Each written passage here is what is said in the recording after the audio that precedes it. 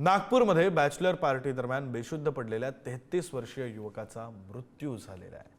मित्र बेशुद्ध असताना दुर्लक्ष करणाऱ्या 11 मित्रांवर गुन्हा दाखल करण्यात आलेला आहे। बॅचलर पार्टी दरम्यान 33 वर्षीय आदित्य मोहिते बेशुद्ध पडलेला असताना मित्रांनी वैद्यकीय मदत न दिल्याने मृत्यूची घटना घडली। 16 नोव्हेंबरची ही घटना आहे। 11 मित्रांवर आता गुन्हा दाखल करण्यात आलाय। खापा पोलिसांनी निष्काळजीपणाचा गुन्हा नोंदवलाय। पार्टी सुरू असल्यानं बेशुद्ध आदित्यला चादरीत गुंडाळून खोलीत ठेवलं। पार्टी मात्र सुरूच राहिली होती। तर पार्टीत असलेला डॉक्टर मित्रानं सुद्धा निष्काळजीपणा केला। उपस्थित 11 मित्रांमध्ये डॉक्टर असूनही तपासणी न केल्याचा धक्कादायक प्रकार सीसीटीव्ही मध्ये कैद झाला। पार्टीच्या दुसऱ्या दिवशी सकाळी 10 नंतर डॉक्टरांकडे नेलं असता आदित्यचा मृत्यू झाल्याचं निष्पन्न झालं होतं। तर स्टील व्यावसायिक आदित्य मोहिते यांच्या निधनानं कुटुंबावर मोठा आघात झाला होता।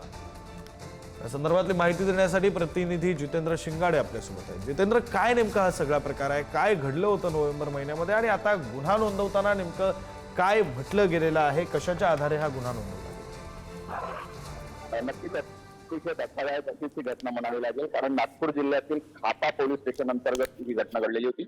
एका बॅचलर पार्टीचं आयोजन करण्यात आलेलं होतं। एका मित्राचं लग्न असल्यामुळे आणि त्या बॅचलर पार्टीमध्ये आदित्य मोहिते हा तरुण देखील गेलेला होता।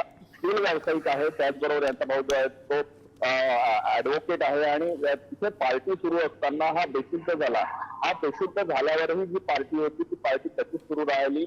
जे तिथे उपस्थित होते 11 मित्र उपस्थित होते, त्या 11 मित्रांनीही या आदित्य मोहितेचे जे बेशुद्ध झालेला होता त्याच्याकडे दुर्लक्ष केलं। त्यांना वाटलं की हा झोपलेला असेल किंवा मद्याच्या परिणामाखाली जाऊन तो झोपलेला असेल, त्यामुळे त्यांनी त्याच्याकडे दुर्लक्ष केलं। त्याला तात्काळ वैद्यकीय मदत कुठली उपलब्ध करून देण्यात आलेली नाही आणि त्यानंतर दुसऱ्या दिवशी सकाळी 10 वाजता डॉक्टरांना दाखवण्यात आलं। त्यानंतर आदित्य मोहिते याला तपासणी डॉक्टरांनी मृत घोषित केलं। त्यामुळे हा संशयास्पद मृत्यू झाला होता। पोलिसांनी याची संपूर्ण शहानिशा केली, तपासणी केली आणि उपलब्ध असलेले सीसीटीव्ही आणि काही मोबाईल फुटेजच्या आधारे जेव्हा माहिती समोर आलेली आहे की हा बेशुद्ध पडलेला होता, तेव्हा जे मित्र होते उपस्थित त्यांनी याच्याकडे दुर्लक्ष केलं। वेळेत जर त्याला वैद्यकीय मदत मिळाली असती तर कदाचित तो जिवंत असता, त्याचा मृत्यू झाला नसता। आणि त्यानंतर मृतक जो आहे आदित्य मोहिते याचा जे भाऊ आहेत ऍडव्होकेट परीक्षित मोहिते यांच्या तक्रारीवरून आता खापा पोलिसांनी या 11 मित्रांविरोधात गुन्हा दाखल केलेला आहे। दुर्लक्ष केल्यामुळे आदित्यचा मृत्यू झाल्याचा हा गुन्हा दाखल केलेला आहे। मात्र मित्रांच्या या बॅचलर पार्टीमध्ये मित्राच्या दुर्लक्षामुळे एका तरुणाचा मृत्यू झालेला आहे। अतिशय दुर्दैवी घटना आहे।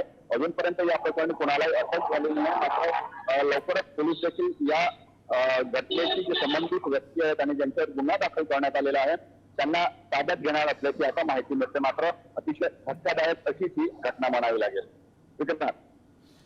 बरं, धन्यवाद जितेंद्र दिलेल्या या सगळ्या सविस्तर माहितीसाठी।